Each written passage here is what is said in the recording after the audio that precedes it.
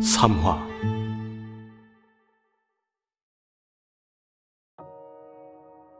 점소희는 피곤해 저런 표정임에도 형무천의 모습을 보고 바짝 긴장해서 말했다. 영선로는 30년 전에 지었다고 들었습죠. 언제 오셨는지 몰라도 잘못 보셨을 겁니다요. 30년 전에 지었다고? 자신의 나이보다 오래된 건물이다. 내가 전에 보았는데 모르고 지나쳤나? 그러고 보니 간혹 기억에 혼란이 올 때가 있다. 기억의 끈이 토막토막 단절된 것처럼. 그럴 때마다 머리가 지끈거렸다. 대법의 부작용인가? 그럴지도 모른다. 극양과 극음이 충돌했는데 그 정도 부작용도 없을까? 큰 충격을 받으면 기억도 잃는다지 않던가. 뭐 드실 겁니까요? 지진으로 난리도 아니어서 요리는 몇 가지밖에 안 됩니다요. 점소희 말에 형무천은 더 묻지 않았다. 물어본다 한들 제대로 된 대답을 들을 수 있을 것 같지도 않았고, 야채와 고기를 볶은 간단한 요리를 하나 시킨 그는 창밖을 바라보았다. 창 너머로 거북이를 닮은 봉우리가 보였다. 눈빛이 깊게 가라앉았다. 기억이 단절된 거라면 그건 뭐지? 뇌리 저 깊숙한 곳, 어둡고 침침한 곳에 두텁고 질긴 어떤 벽이 있었다. 짧고 강렬한 고통이 느껴질 때마다 그 벽에 금이 가고 있었다. 식사를 마친 형무천은 일단 방부터 잡아놓고 객잔에 나섰다. 나오면서 점소희에게 물어본 터라 대장간을 찾는 것은 어렵지 않았다. 땅, 땅, 땅. 어디선가 쇠를 두드리는 소리가 들렸다. 형무천은 소리가 들리는 쪽으로 걸음을 돌렸다. 걸음을 옮기는 그의 눈매가 가늘어졌다. 사람들에게는 평범하게 들릴지 몰라도 그에게는 아니었다. 힘이 느껴지는 망치질 소리. 단순한 힘이 아닌 기가 실린 힘이 망치질 소리에 담겨 있었다. 망치질 소리가 들리는 대장간은 골목 안에 있었다. 형무천은 대장간 문 앞에 서 있는 아름드리 향나무 옆에서 안을 들여다보았다. 한 청년이 망치질을 하고 있었다. 땅딸막한 체구, 검게 느껴지는 피부는 땀이 흘러서 번들거렸다. 모루 위의 쇠를 쳐다보는 실처럼 가느다란 눈은 움직임도 없었다. 좋군. 체구는 작았다. 뚱뚱하게 느껴질 정도였다. 작은 체구에 근육도 너무 많아서 둔하게 느껴졌다. 그럼에도 움직임 하나하나에 힘이 실려 있으면서도 부드러웠다. 형무천은 대장간의 청년 같은 사람은 본 적이 있었다. 그가 생각할 때는 기껏해야 몇 달 전에, 실제로는 100여 년 전이지만. 동천마종 응철기, 꼭 그 사람을 보는 것 같군. 눈앞에 생생했다. 5대 마종 중 하나인 그는 대장간 청년보다도 체구가 더 작았다. 다른 사람의 가슴팍밖에 안 닿았으니까. 하지만 그가 동천마부를 휘두르며 뛰어다니면 정파무사들이 부서진 호박처럼 사방으로 튀었다. 무슨 일로 오셨소? 벽 속에 있어서 보이지 않던 사람이 얼굴을 불쑥 내밀며 물었다. 40대 후반쯤으로 보이는 자였다. 역시나 몸이 땅딸막했는데 아무래도 망치질을 하는 청년의 가족인 듯했다. 검을 좀 손보고 싶소. 형무천이 그렇게 말하며 내민 검을 보고 대장장이는 어이없다는 표정을 지었다. 차라리 새 걸 사시오. 그게 쌀 것 같소. 형무천이 생각해도 그럴 것 같았다.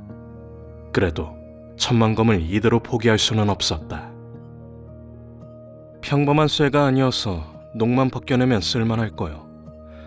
검집도 새로 만들어주시고. 그가 말하며 작은 은조각 하나를 내밀자 대장장이가 머뭇거렸다. 제가 손볼게요, 아버지. 어느새 망치질을 멈춘 청년이 다가오며 말했다. 대장장이는 어쩔 수 없다는 듯 은조각을 챙기고 검을 청년에게 내밀었다. 그래, 네가 알아서 해라. 청년은 검을 받아들고 자세히 살펴보았다. 노깃은 검신을 바라보던 청년의 눈이 가늘어졌다. 이거 녹이 슬긴 했지만 굉장히 좋은 검인데요? 손볼 수 있겠나? 해보죠 뭐. 이름이 뭔가? 청년은 슬쩍 눈을 쳐들고 말했다. 철호요.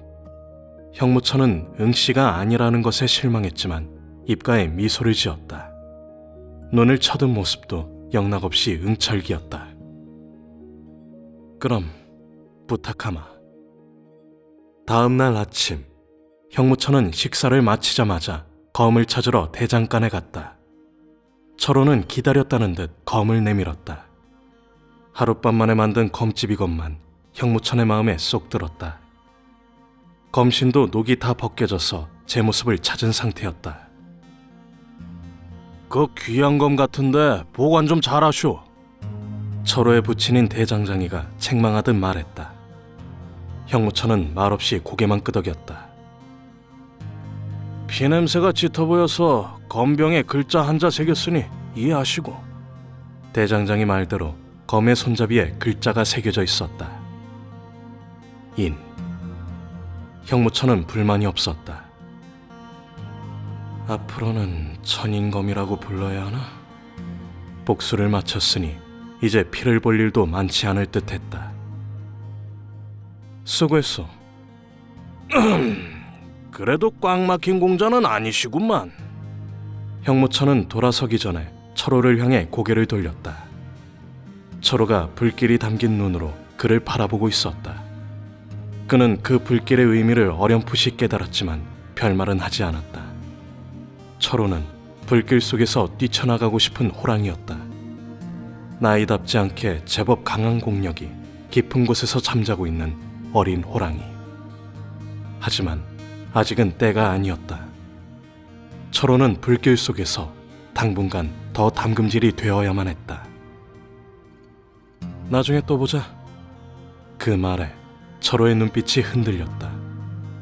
형무천은 의미 모를 희미한 미소를 지은 채 돌아섰다. 비록 굳게 닫힌 입술 끝이 미미하게 틀어진 정도였지만 철호의 눈에는 그 어떤 웃음보다 멋지게 느껴졌다. 사연을 떠난 형무천은 성도를 향해 걸었다.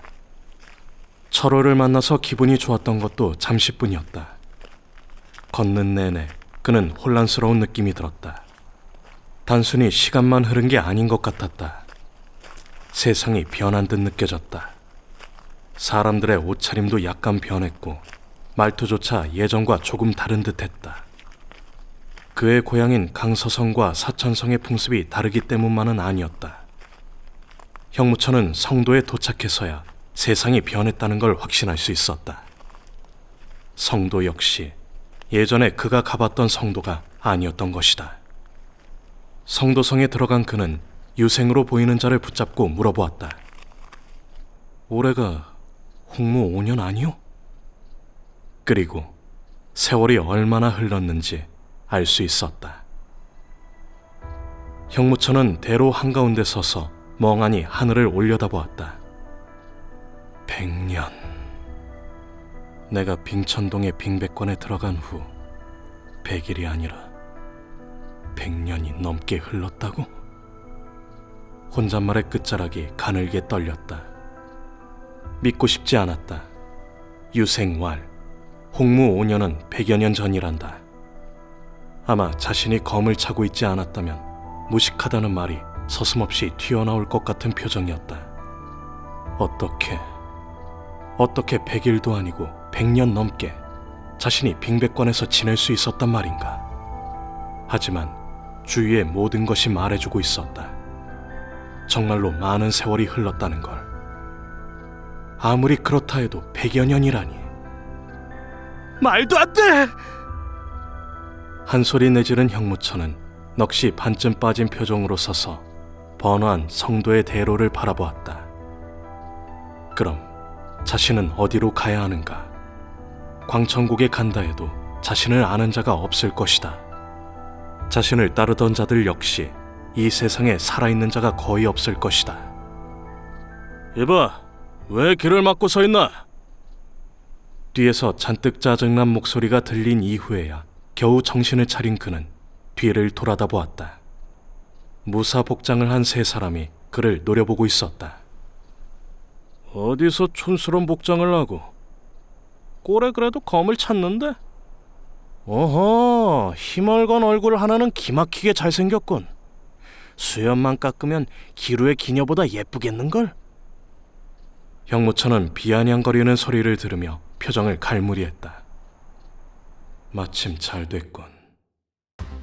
정말 100년 넘는 세월이 흘렀다면 강호는 어떻게 되었을까? 강호의 이야기를 들으려면 무사들에게 묻는 게 빠를 터 그는 무사들을 향해 걸음을 옮겼다. 그제야 무사들도 심상치 않은 느낌이 들었는지 무기에 손을 갖다 댔다. 뭐야 이 자식? 하, 한번 해보겠다는 거냐? 뻐드렁니 장안이 욕을 하며 칼을 빼들었다. 나름대로 겁을 주기 위해 인상을 잔뜩 쓰며 칼을 뺐지만 그에 대한 대가로 돌아온 것은 주먹이었다. 퍽!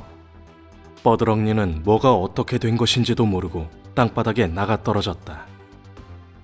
몇 가지 물어볼 것이 있다. 순순히 대답하면 걸어서 지나갈 수 있을 거다. 대뜸 욕부터 한 자들이다. 다른 말투 역시 정파인과는 거리가 멀었다. 그런 자들의 생리를 잘 아는 형무천은 대화 전에 기부터 꺾었다. 물론 무사들은 순순히 대답할 마음이 없었지만 오히려 욕설과 고함을 내지르며 달려들었다. 이 개자식이! 죽여! 형무천의 손이 보이지 않는 속도로 좌우를 쓸었다. 퍼벅! 둔탁한 소리와 함께 두 장안이 나뒹굴었다. 충격이 컸는지 바닥에 나뒹군 후로도 제대로 일어나지 못한 채 버둥거렸다. 옆을 지나가던 사람들이 그 모습을 보고는 시원해하는 표정을 지었다. 차마 말로는 못하고. 간결한 손짓 두어 번으로 장안들을 눕힌 형무천이 새 장안을 향해 걸음을 떼었다. 몇 가지만 대답하면 돼. 싫으면 몇 대 더 맞고 대답하든지. 담담하게 느껴질 정도로 무심한 목소리. 그러나 새 장안은 심장이 싸늘하게 식는 기분이었다. 쇠망치로 두들겨 맞은 듯했다. 어디를 맞았는지 온몸이 저릿저릿했다. 일어나려고 움직일 때마다 살이 찢어지고 뼈가 어긋나는 고통이 뒤따랐다. 땅을 짚고 있는 팔이 부들부들 떨렸다. 두 번 다시 맞고 싶지 않은 느낌이 들 정도로 독한 손속.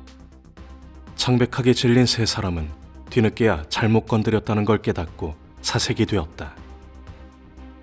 잠깐만! 뭘 알고 싶어서? 우린 마천문 사람들이다. 우리를 건드리면... 마도에 몸을 담고 있는 그들에게 자존심은 독한 매 한 대보다 쌌다. 일단 맞고 하지. 말해준다니까! 요... 버럭 소리를 내지른 뻐드렁니가 말끝에 겨우 요자를 붙이고 눈치를 보았다. 형무천도 다가가는 걸음을 멈추었다. 그래? 그럼 이제부터 내가 묻는 말에 대답해봐라. 형무천은 새 장안에게 이각동한 질문을 퍼붓고 순순히 보내주었다.